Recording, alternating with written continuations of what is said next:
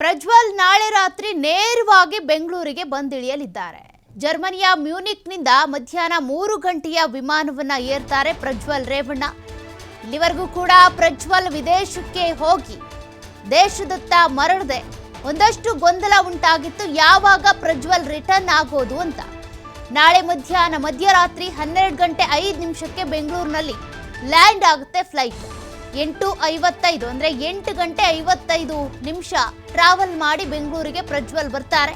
Immigration process ಕೂಡ ಮುಗಿಸೋದಕ್ಕೆ 1 ರಿಂದ 2 ಗಂಟೆ ಬೇಕಾಗುತ್ತೆ.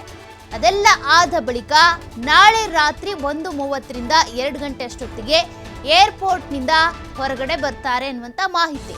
ನಾಳೆ ಸಂಜೆನೆ ಏರ್ಪೋರ್ಟ್ನಲ್ಲಿ ಠಿಕಾಣಿ ಹೂಡೋದಕ್ಕೆ ಈಗಾಗಲೇ SIT ಸಿದ್ಧತೆಯನ್ನು ಮಾಡಿಕೊಂಡಿದೆ.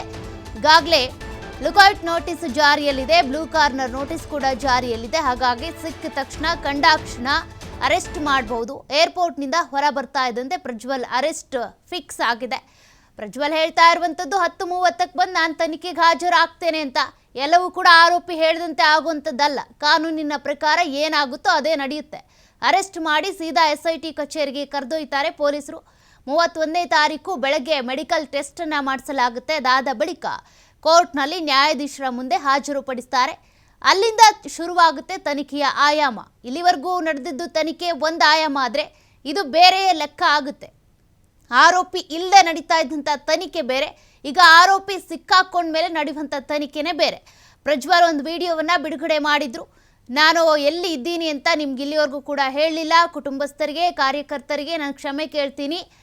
ಶುಕ್ರವಾರ ಬೆಳಗ್ಗೆ ಬಂದು ನಾನು ತನಿಖೆಗೆ ಹಾಜರಾಗ್ತೀನಿ ಅಂತ. ಅವ್ರು ಬಂದರೂ ಕೂಡ ಅವರೇ ಬಂದು ತನಿಖೆಗೆ ಹಾಜರಾಗೋವರೆಗೂ ಟೈಮ್ ಕೊಡುವಂಥ ಕಾನೂನು ನಮ್ಮಲ್ಲಿಲ್ಲ. ಕಾನೂನಿನ ಪ್ರಕಾರ ಅವ್ರು ಕಂಡಾಕ್ಷಣ ಅರೆಸ್ಟ್ ಮಾಡಲಾಗುತ್ತೆ. ಅದಾದ ಬಳಿಕ ಮೆಡಿಕಲ್ ಟೆಸ್ಟ್ ಆದಮೇಲೆ ನ್ಯಾಯಾಧೀಶರ ಮುಂದೆ ಹಾಜರುಪಡಿಸ್ತಾರೆ. ಅದಕ್ಕೆ ಸಂಬಂಧಪಟ್ಟಂತೆ ಏನೇನು ಸಿದ್ಧತೆ ಬೇಕೋ ಅದೆಲ್ಲವನ್ನು ಕೂಡ CID ಅಧಿಕಾರಿಗಳು ಈಗಾಗಲೇ ಮಾಡಿಕೊಂಡಿದ್ದಾರೆ. ಸುಮ್ಮನೆ ಅಲ್ಲ, 31-32 ದಿನಗಳ ಕಾಲ ಆಟ ಆಡಿಸಿದ್ದು ಅಂತ ಅಂದರೆ SIT ಅಧಿಕಾರಿಗಳು ನೋಟಿಸ್ ಕೊಟ್ಟರು ಕೂಡ ಬರಲಿಲ್ಲ. 1 ವಾರ ಕಾಲಾವಕಾಶ ಅಂತ ಹೇಳಿ ಹೋದವರು 1 ವಾರ ಅಲ್ಲ 1 ತಿಂಗಳಾದರೂ ಕೂಡ ಪತ್ತೆ ಆಗಲಿಲ್ಲ.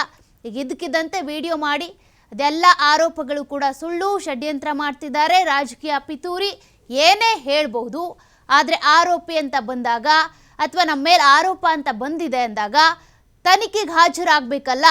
ಹಾಜರಾಗದೆ ತಲೆಮರೆಸ್ಕೊಂಡು ಹೋದರೆ ಏನು ಮಾಡೋಕೆ ಆಗುತ್ತೆ?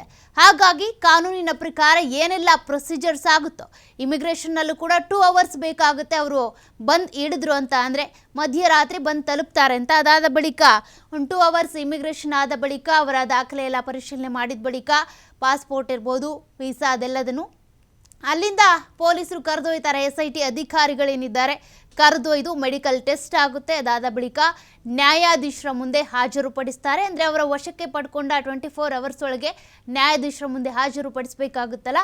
ಹಾಗಾಗಿ ಅದೆಲ್ಲ ಪ್ರೊಸೀಜರ್ಸ್ ಆದ ಮೇಲೆ ನಿಜವಾದ ತನಿಖೆ ಶುರುವಾಗುತ್ತಲ್ಲ, ಅಲ್ಲಿಂದ ಈ ಪ್ರಕರಣಕ್ಕೆ ಸಂಬಂಧಪಟ್ಟಂತೆ ಏನೆಲ್ಲ ಮಾಹಿತಿಗಳು ಹೊರಬೀಳ್ತವೆ ನೋಡಬೇಕಾಗುತ್ತೆ. ಪ್ರಜ್ವಲ್ ಹೇಳ್ತಾ ಇರುವಂಥದ್ದು ಆ ವಿಡಿಯೋದಲ್ಲಿ ನಾನಿಲ್ಲ, ಇದೆಲ್ಲ ಷಡ್ಯಂತ್ರ ಅಂತ. ಈಗಾಗಲೇ ಒಂದಷ್ಟು ಸಂತ್ರಸ್ತೆಯರು ಕಂಪ್ಲೇಂಟ್ ಕೊಟ್ಟಿದ್ದಾರೆ. 164 ಹೇಳಿಕೆ, 161 ಹೇಳಿಕೆ ಇವೆಲ್ಲ ಕೂಡ ದಾಖಲಾಗಿದ್ದಾವೆ. ನ್ಯಾಯಾಧೀಶರ ಎದುರುಗಡೆ 161 ಹೇಳಿಕೆ, ಅದೇ ರೀತಿಯಾಗಿ 164 ಹೇಳಿಕೆ ಇವೆಲ್ಲ ಕೂಡ ಆದ ಬಳಿಕ ಎಲ್ಲ ಹೇಳಿಕೆಗಳು ಮತ್ತು ಪ್ರಜ್ವಲ್ ಅವರ ತನಿಖೆ ಇವೆಲ್ಲ ನೋಡಿಕೊಂಡು ಯಾವ ಆ್ಯಂಗಲ್ನಲ್ಲಿ ತನಿಖೆ ಸಾಗುತ್ತೆ ಅನ್ನೋದನ್ನ ನೋಡಬೇಕು.